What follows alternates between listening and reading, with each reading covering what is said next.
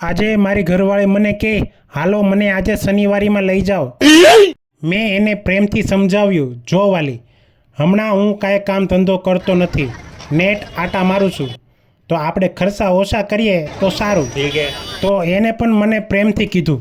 એટલે શનિવારીમાં જવું છે, નકર તો મારે તમને મોલમાં લઈ જવાતા. એટલું સાંભળીને હું ગભરાઈ ગયો. તો મેં કીધું આ મોલમાં લઈ જાય એની કરતાં આપણે શનિવારીમાં પતાવી નાખ્યું. વાત સહી. પછી હું એને લઈ ગયો કિરણ ચોક શનિવારીમાં. ત્યાં જઈને ભાઈ મેં પણ કીધું હાલો ભાઈ મને કંઈક ધંધા વિશે જાણવા મળશે. ઓહો હો, આમાં તો નકરી બાયુ ને બાયુ જ દેખાય છે. મારી એવા 4-5 જેન્ટ્સ હશે અને આ બધા બીજા વેચવા. પછી મારા મનમાં વિચાર આવ્યો કે હું પણ એક અહીંયા ઠેલો નાખીને બેસી જાઉં. रुको जरा. કેમ કે આમાં બહુ કમાણી છે.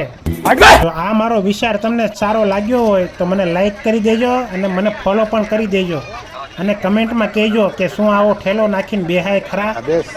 ન બેસાય તો ના પાડી દેજો. પછી તો હું ભાઈ અંદર વહી ગયો. શનિવારી જે મેન ભરાય છે ત્યાંય પણ નકરી બાયુ દેખાતી હતી.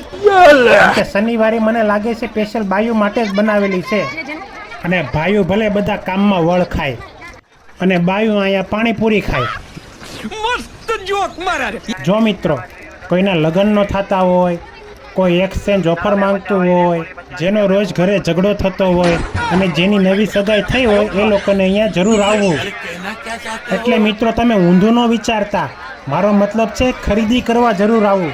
કેમ કે અહીંયા બધી વસ્તુ સસ્તી મળી જશે, તમે ખુશ ને ઘરવાળી ખુશ.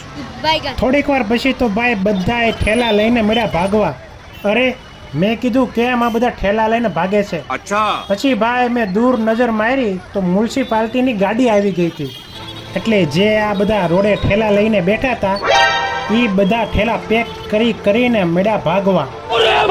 અને બાયુ પણ આડાવળી મળી દોડવા. જનતા માફ નહીં કરેગી. જો આ એસએમસી વાળાની ગાડી આવી ગઈ અને એ પેલા એસએમસી વાળા બધા મિત્રો મળ્યા દોડવા અને બધાના ઠેલા લઈને બધા ટેમ્પામાં નાખવા.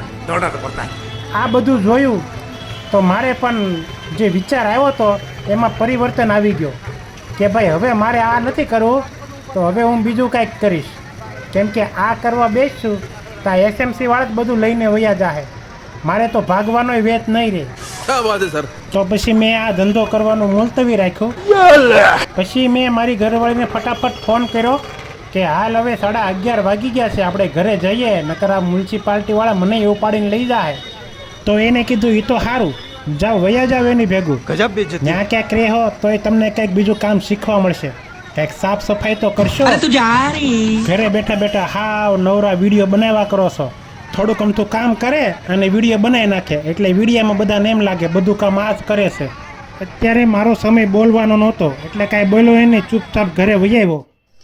તો અમે શનિવારીમાં જે આવ્યા મોજા લઈ આવ્યા અમારા વાસુભાઈ હાટું. બસ એટલું જ લાવ્યા, બીજું કાંઈ? બસ લો ખાલી મોજા હાટું શનિવારીમાં જઈ આવ્યો અને મસ્ત વિડીયો બનાવી આવ્યો. તો મને લાઈક કરી દેજો અને ફોલો કરી દેજો.